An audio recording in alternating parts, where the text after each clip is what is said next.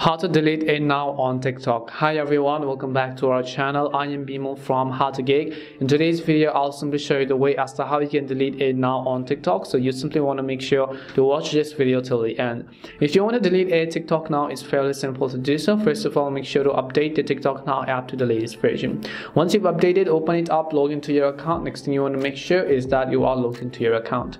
After you log in, obviously you'll be able to see that this is how it is going to look like. So you just have to tap on the profile icon from the bottom right to come to your profile page. You'll be able to see all of the memories and the TikTok nows that you've posted onto your TikTok now profile.